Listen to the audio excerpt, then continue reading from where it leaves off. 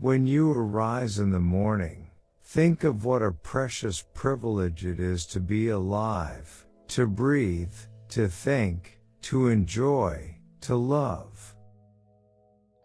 The happiness of your life depends upon the quality of your thoughts. Therefore, guard accordingly, and take care that you entertain no notions unsuitable to virtue and reasonable nature. Reject your sense of injury and the injury itself disappears.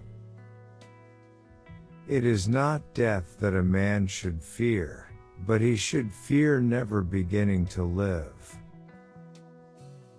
Accept the things to which fate binds you, and love the people with whom fate brings you together, but do so with all your heart.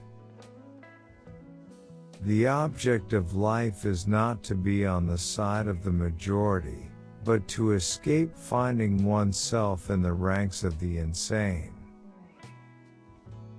Waste no more time arguing about what a good man should be. Be one. Never let the future disturb you. You will meet it, if you have to, with the same weapons of reason which today arm you against the present. Very little is needed to make a happy life. It is all within yourself, in your way of thinking. You have power over your mind, not outside events. Realize this, and you will find strength. The best revenge is to be unlike him who performed the injury. The soul becomes dyed with the color of its thoughts. If it is not right, do not do it. If it is not true, do not say it. Our life is what our thoughts make it. Nothing happens to any man that he is not formed by nature to bear.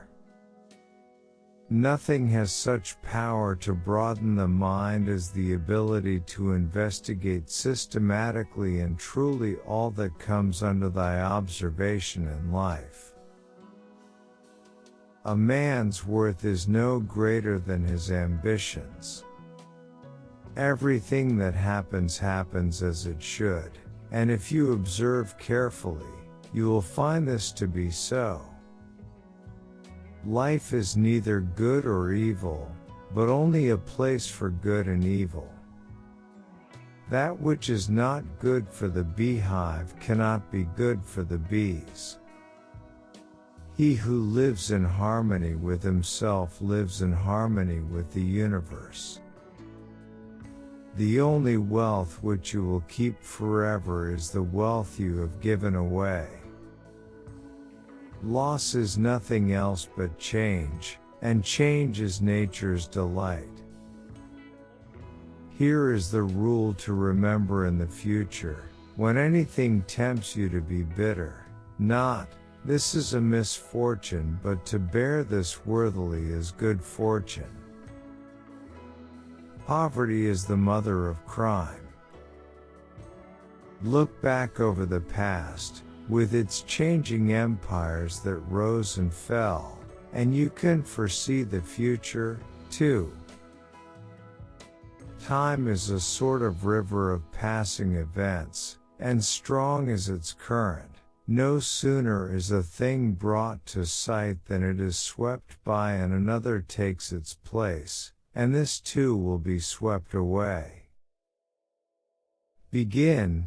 To begin is half the work, let half still remain. Again begin this, and thou wilt have finished. How much more grievous are the consequences of anger than the causes of it? The universe is transformation. Life is opinion. The universe is change. Our life is what our thoughts make it. Do every act of your life as if it were your last.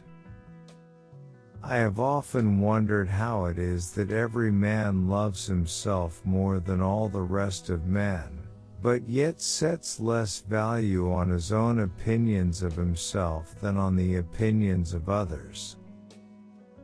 Look within. Within is the fountain of good, and it will ever bubble up, if thou wilt ever dig. Each day provides its own gifts. Because a thing seems difficult for you, do not think it impossible for anyone to accomplish.